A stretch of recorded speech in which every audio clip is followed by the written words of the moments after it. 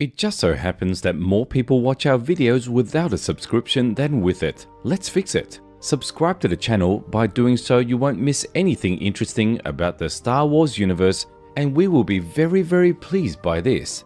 Your subscription is the best support for us. Thank you all in advance. Greetings to all Star Wars fans. I hope you have already watched one of our last videos about the scandal surrounding the director of the 10th episode, Sharmeen Obaid, who seriously provoked the public to anger and negativity with her foolish statements about how she, quote, will make men respect themselves.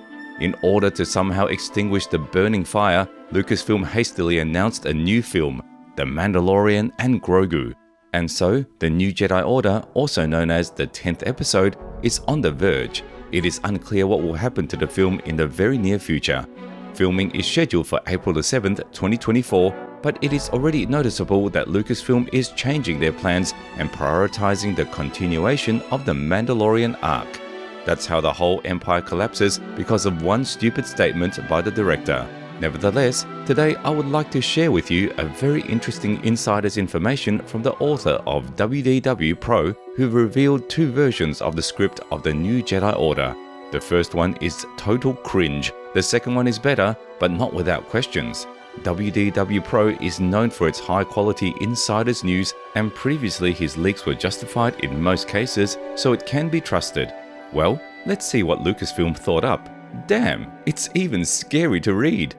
To begin with, Rey herself, or rather the actress who played her, Daisy Ridley, makes fun of her position in the Star Wars universe. You know, usually actors, on the contrary, try to defend their work to the end, but in a recent interview, Daisy said in plain text, "I'm the worst thing that's happened to Star Wars. But I've never seen myself in a leading role." So I was very surprised by this decision. It was amazing. It's funny, of course, it is actually the opposite. There were never any questions for her acting. She plays well. The whole problem is incompetent screenwriters and directors who, instead of creating a unique, interesting story, try to get into some modern trends and make 100 times written cliché and a shitty script. Who especially afraid to experiment and try something unusual? They are just afraid. Actually, the insights that I will share with you today confirm that after 5 years, Lucasfilm has not learned anything. The author, nicknamed WDW Pro, mentioned by me at the beginning of the video, talked about two versions of the script of the new Jedi Order on his YouTube channel. Get ready! The first version is like this. It all starts with unexpected news for Rey. She is pregnant. It turns out that during the battle with Palpatine, the Smoker from the 9th episode, a very close bond was formed between her and Kylo Ren, called the Dyad of Power.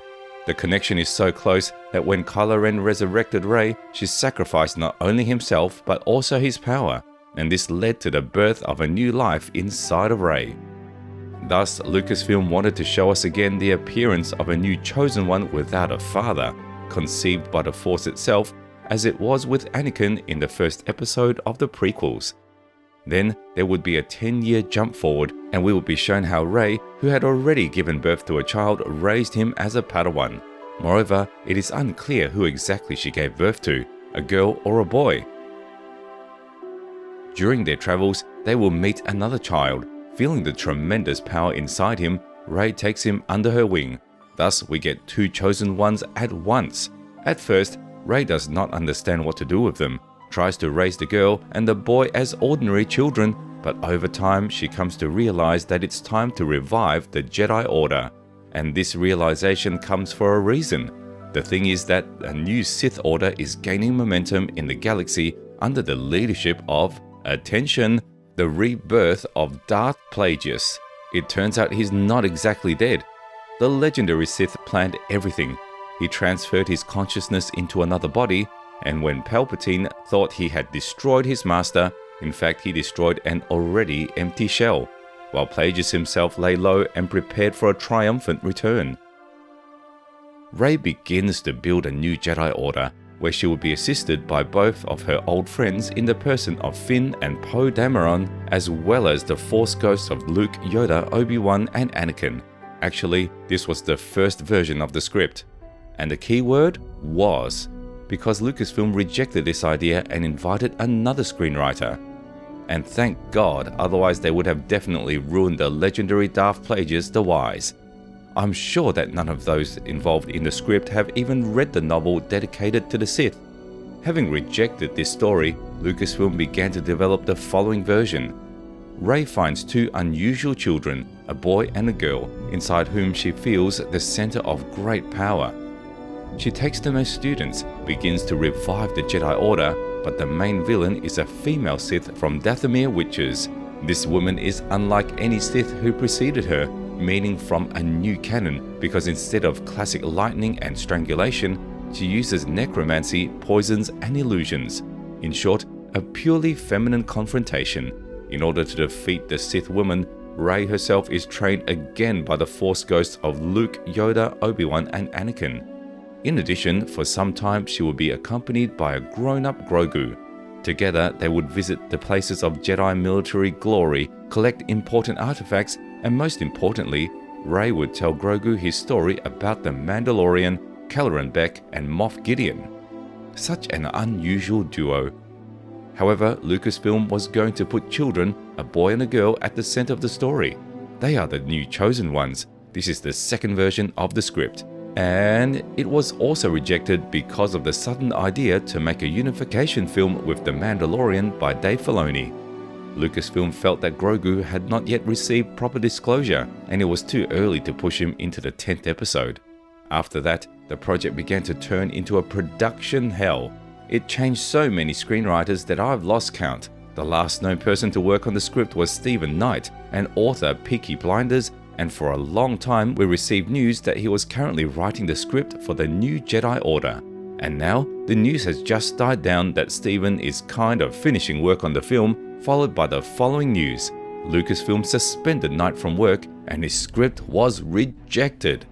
It turns out that he was never the main screenwriter. He was hired purely for the hype, to see what he would write for them, but eventually they didn't like it. And what's next? What the hell is going on with this miserable movie?